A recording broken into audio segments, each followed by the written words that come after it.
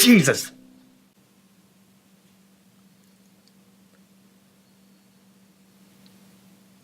That's better.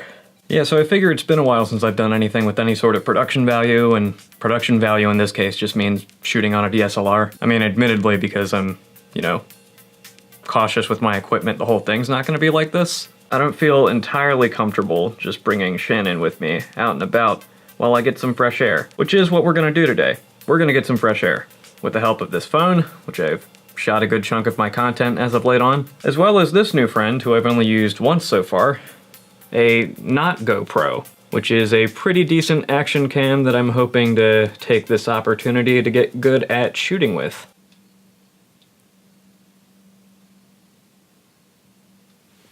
Sorry. Anyway, we got a lot of ground to cover with only so much time to do it, so let's get rolling.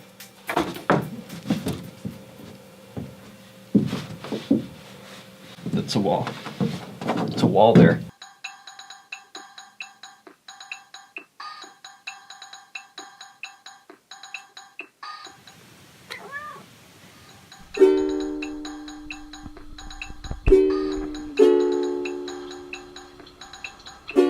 See, what I was really hoping for was that it would be like really cloudy and I'd be able to like squeak, squeak, and then shave. That would have been really cinematic and effective, but I guess I'm just gonna have to make do with that amount of fogginess.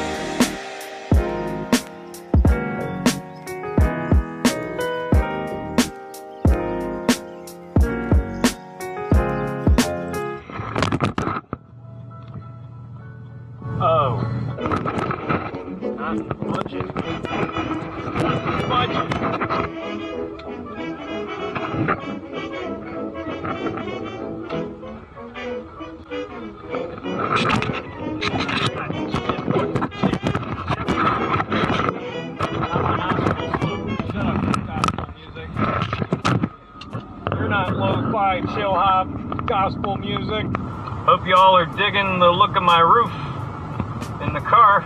I'll tell you what, fam, this is giving me all kinds of fucking stress. I had no idea that it would be this much of an ordeal just to chronicle your day. Thus far, you know that phone that was supposed to like supply me with B-roll? Yeah, that's giving me this nonsense where it's like, you're out of storage, click here to manage. I'm like, out of storage? That's a funny way of fucking saying that I have half of my memory left on my hard drive for the phone. This is the kind of bummer that can only be fixed with horrible, horrible food. So that's exactly what I'm gonna get. Yeah, I mean, that's it. This is it. That's been my day. I don't understand how people do this every day. Dicks. Onion down.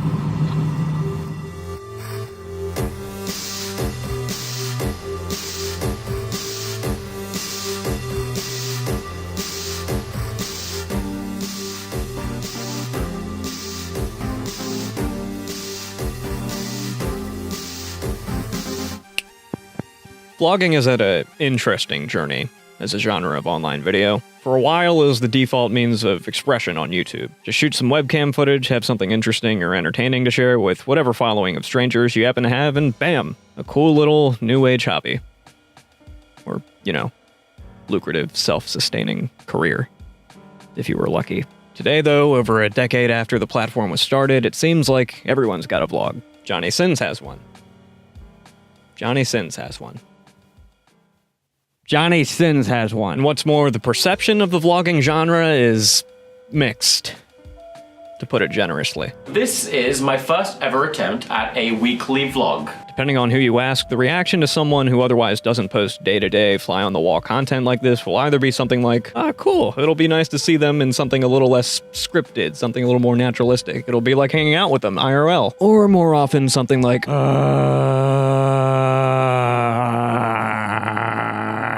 A big part of this comes down to two things. A, again, if your bread and butter isn't semi to full-time life sharing, see gaming or sketch comedy or music or cooking or firearms or lib ponage or boomer ponage or toenail and earwax collecting, you're gonna run the risk of alienating your audience. Another factor, and a bigger one for me personally, is the style. And if you've been on YouTube for a while, either as a creator or simply as a viewer, you already know how important and how much of a deal breaker this aspect of the production can be. Vlogging in its current form is really, really easy to make fun of. The reliance on montages, the lo-fi beats, the really cookie-cutter way the creator begins each episode. In a phrase, sameness. Milk toastiness. Grande vanilla frappuccino. Analysis of vlogs over the past couple years has at the very least shown me that there is an art to producing these kinds of videos. I mean, the little vignette I just spent the better part of my afternoon trying to shoot, even that, and all of its self-awareness, was really tricky to do. This shit ain't easy. More importantly, though, if you have a big personality, be it a warm, straightforward, hostly vibe, or perhaps a looser, satirical, or even sardonic counterpoint to that very standard, yet don't have the highest production value in the world, you can still get a pretty steady viewership and even a good reception. We have some ruffians on skateboards. It's time to mobilize.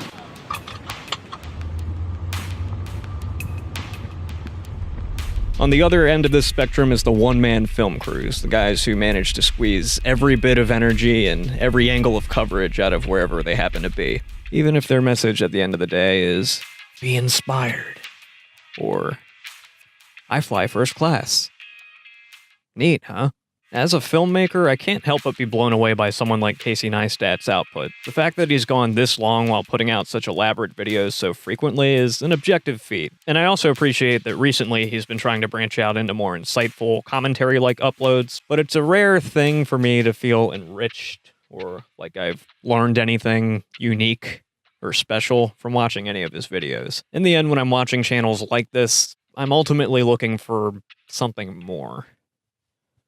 But what does that look like? Well, this little forward has gone on long enough. The rest of this video, I'm going to be talking about a dude whose work is insightful, well-made, yet criminally underrated. A guy who's been around for what seems like forever, yet rarely gets any mention in discussions of vlogging and modern creativity. A bloke who's every bit as capable of finding human truths as he is capturing beautiful images. Get on with it! You got it, Chief. There was a guy who made comedy videos and Bing was his name. Okay. B-I-N-G. Well, B-I-N-G. actually, I prefer. I mean, yeah, that's. I prefer the whole thing, the whole name. Christopher Bingham. Christopher. And Bing was his name. The most important thing is time. Time is the metric by which we measure the sad entropy of the universe. Hey, what's up? It's me, the human time hop. There's also never enough of it. Christopher Bingham, better known to friends and fans as Bing, is a textbook jack-of-all-trades who has dabbled in pretty much everything you can try as an online creator. He's been a filmmaker, a writer, an actor, a presenter, a comedian, a podcaster, a cartoonist, a musician, a producer, and of course, a video blogger. By 2014 or so, he'd clocked in so much time at that last one that he even opted to write a good chunk of this beginner's guide to video blogging. It's maybe a tad dated since YouTube's changed so much since then, but if you're looking to start a channel and have no point of reference whatsoever, it's a decent place to start. But anyway, we're getting sidetracked. Throughout Bing's body of work, you'll find a handful of frequent collaborators who themselves defined an era of YouTube, like Tom Ska, Ed Gould, Jack Howard, Vsauce, and 5 Second Films, and there's quite a bit of overlap in their comedic tone. I don't like you. I know this. And if you touch a power tool on your show, there will be a happening in your home.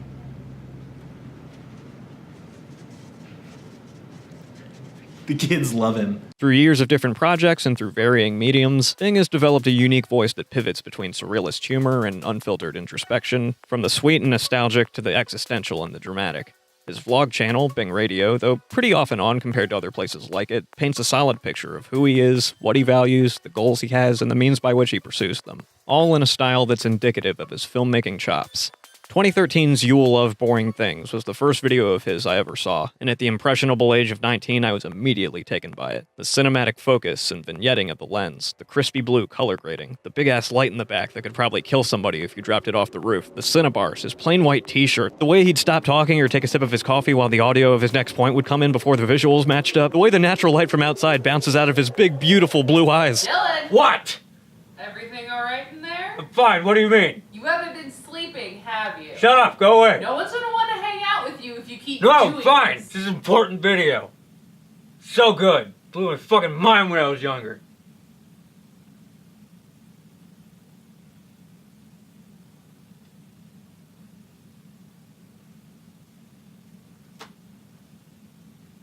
Rewatching this now at 25, Bing himself 23 at the time it was published, I can admit it's comparatively flashy next to his newer uploads, which, while still lovingly framed, graded, and articulated, are much subtler to look at. This very fact, though, feeds into a greater point that I'll be getting to later. All you have to know right now is that this video by itself was greatly influential to how I view and approach YouTube, vlogging, and other new forms of expression. But the crown jewel of all these endeavors is hands down his signature series, an ongoing chronicle of his life with a modern technological slant, Past Bing, Future Bing, also known as PBFB. It's a new year, which means new equipment and new projects, including this one.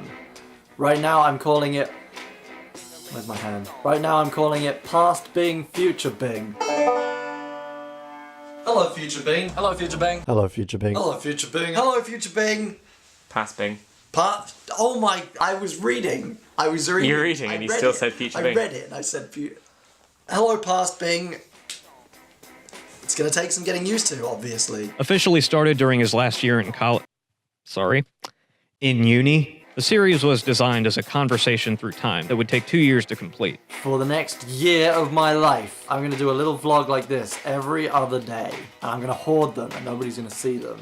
And then in a year's time, I'm gonna start uploading them to a new channel and filling in the other days with me a year in the future. The result is an engaging contrast that underscores just how much 1 year can change a person's life, attitude, and perspective. This is enhanced by Future Bing's noticeable improvements in short-form video production. His energy and on-screen confidence dwarf that of his past self. Hello, Future Bing. The last video I made was a bit depressing, so I decided to reward you with a really upbeat one. I sound like an asshole.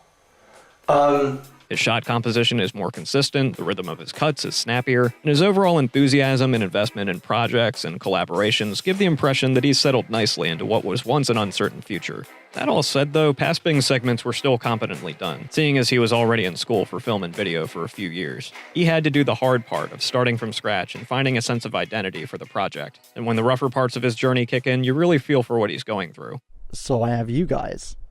I have Future Bing. I have YouTube, and that's a one-way conversation, and it's a bit depressing. I made some things recently. I liked them. I had fun making them, but it was the people I was with. As soon as I leave that kind of zone, I feel like this, and it's not good. The project started January 2011 and concluded in January of 2013, leaving a time capsule of hundreds of videos that detailed a time, a place, a way of life. Unrelated, but I thought I'd share. It was actually much, much harder to not make a Grease joke there just now than I thought it would be. You know, Grease is a time, it's a place, it's a motion. You know, that part? Yeah, what I wrote was like super close to that, but I'm happy to report I didn't stoop to such levels. Unless you count this, in which case, well, tits. I guess I shouldn't have said anything. Bing's life would carry on. Friends and collaborators came and went, real-world jobs fell into place, occasional monologues and updates would find their way out of his brain and onto his channels, and other undertakings like his hosting stint on Heroes of Animation, the Christopher Bingham Comedy Initiative, his ongoing music projects, Streaming Pills and High Five Spaceship, and even a few live musical performances would take priority over his usual fare of insight and self-reflection.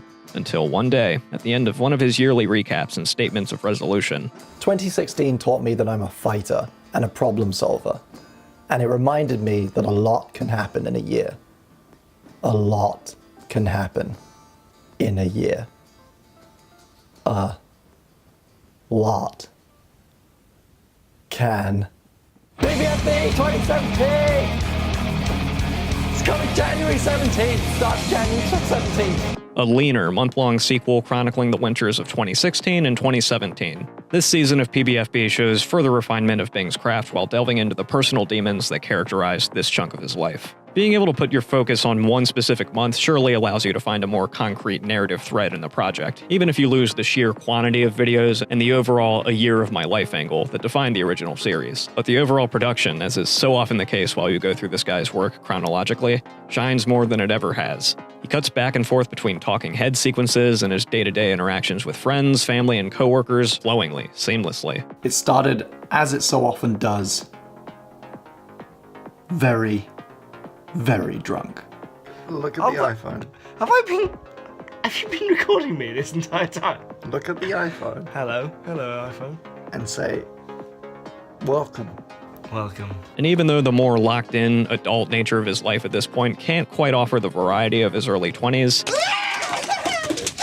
he still manages to throw in a few surprises with the delivery and packaging of these episodes. I shelved it for a while. Oh.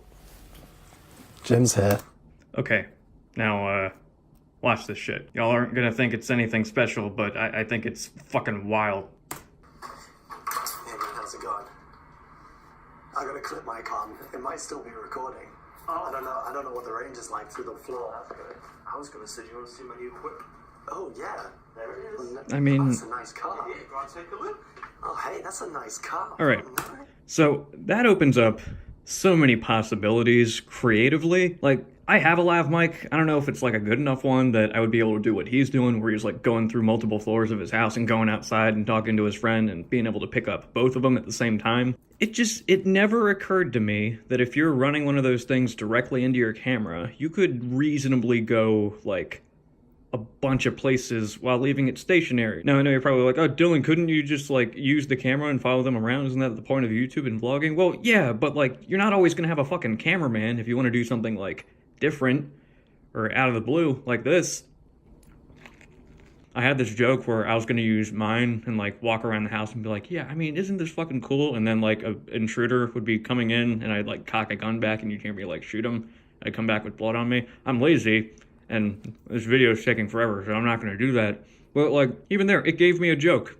It gave me a joke I could have done in this video. Like, this fucking guy, he just throws a bunch of shit at the wall, and then just when you think you've seen everything that he could possibly do with the equipment he has, he does shit like this. Which is really, it's cool. And this isn't the only time he does it. Like, he brings it back. My drink. I gotta get my drink. See, the thing, past Bing, is that's not all of it. He liked it enough and thought it worked enough to bring it back for another video, which admittedly was pretty important, but the fact that he like dumped it in there while he's talking about some really important shit, like that's cool. That's fucking cool shit. You can hear him making coffee, you can hear him talking to himself. I like it. I like this shit.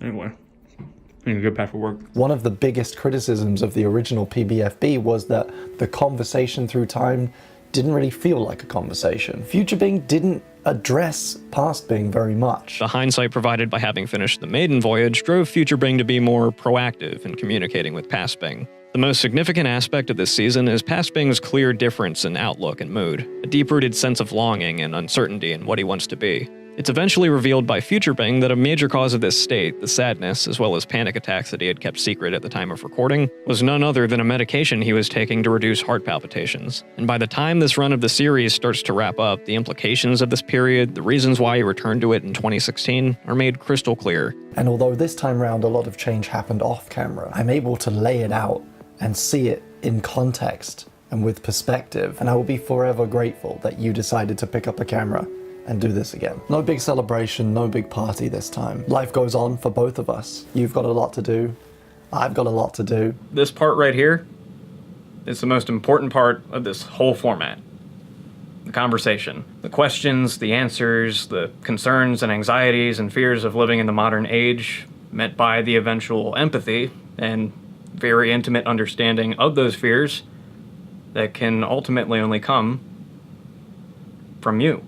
Any piece of content on YouTube can be chalked up as a vanity project. Hell, any kind of one-man production or performance can be called a vanity project. And video blogging on YouTube specifically has become the absolute pinnacle of this over the years. This platform encourages, sometimes demands, that creators turn themselves into idols, into spectacles, into something that can create the most controversy and rake in the most cash possible. In a word, a commodity, with all the rough edges either smoothed out or overly exaggerated, and every inch of less than flattering material left on the cutting room floor. You strive for this unreachable, toxic facade of perfection on this website, and you reap the rewards for that. PBFB 2017 made the importance of its own existence clearer than it had ever been before for both its creator and its audience. It wasn't just a collage of a person's life, it wasn't just a means of gauging and measuring the progression of one's life over the course of a year. Through its very structure, through the means that you have to use in order for it to work, it's a personal meditation that can't help but enhance and improve the lives of those who take part in it. With absolutely zero intention of trying to sound pretentious or melodramatic, Past Bing, Future Bing is an act of self-love. Genuine, unembellished self-love. That's very touching, Dylan. What better way to follow it up than by being sick and using shittier acoustics? But what about now? At the time of making this video, PBFB 2019 is a little over halfway done, and thus far it's been a thrill to watch. While perhaps not as crucial in saving his own sense of self as the previous season, he has absolutely mastered this format, and developed a style that I don't think anyone else is capable of replicating. His use of music, much of which is his own, his ability to outline how serious or elaborate the episode's subject will be through framing and pacing alone, or the way he's able to make something as mundane as getting his hair done an engaging piece of modern filmmaking. All this without even mentioning this season's fresh professional use of interviews, used to supplement recurring topics of time, new media, and getting older. Watching this 2019 season of PBFB, to be completely blunt, it's made me so fucking happy. And oddly enough, that episode of him going to the salon to get his hair done, that was the moment where I said to myself, I'm gonna make a video about this. Which is an odd episode to decide that with. But it's the truth, and it's also a testament to just how well made this current season is. This guy has been and continues to be a major reason why I make videos on YouTube, why I branched out from more traditional filmmaking and narrative storytelling to newer means of expression. And to be clear, I'm confident he's never going to be the next Neistat or Chamberlain or Paul Brother or Dawson, but he doesn't really need to be.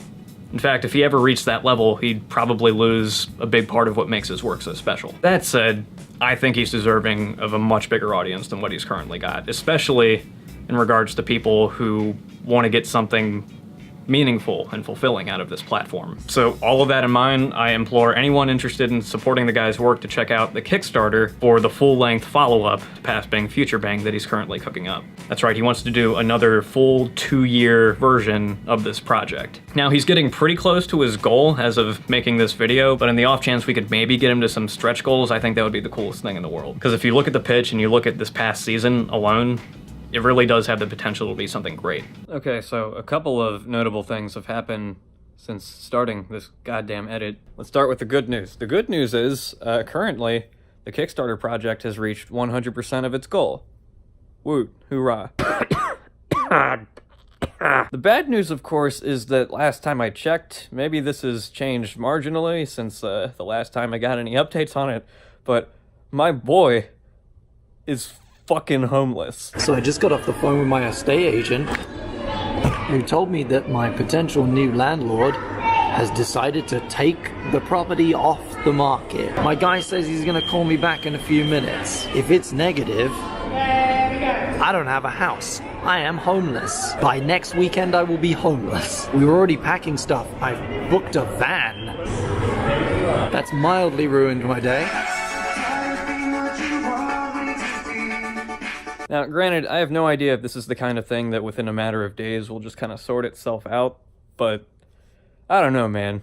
That kind of a last-minute kerfuffle, that can really fuck up your plans with things. As they're going along, there's more costs to take into account that would really benefit from getting, you know, a couple stretch goals reached on the Kickstarter. Oh, and I haven't even mentioned the fact that this goddamn madman at the second to last episode of this season decided, yeah, twice as long. So screw it. Let's do this for another month. 30 more days. Yeah, so along with having to deal with a situation that's 100% out of his control, he has to follow through with what is now a doubly lengthed short season, which by very definition is no longer short, I guess, which will take the series into this coming March, which, you know, is awesome. Gives us more PBFB. God damn. I would not feel like putting up with this right now, though. So yeah, if you were in a position to throw some change at a project that could be really cool, helmed by someone who's getting really dragged through the mud right now, that would be great. I'm sure it would be greatly appreciated. Whose cat is this? So there we go. Here's my video. First proper one in quite some time. Yeah, I'm hoping to make more stuff like this in the future. If you want to keep up to date on what's going on in here, you can follow me on Twitter or Instagram. I'll try to post more often to those platforms when I can. And, bye.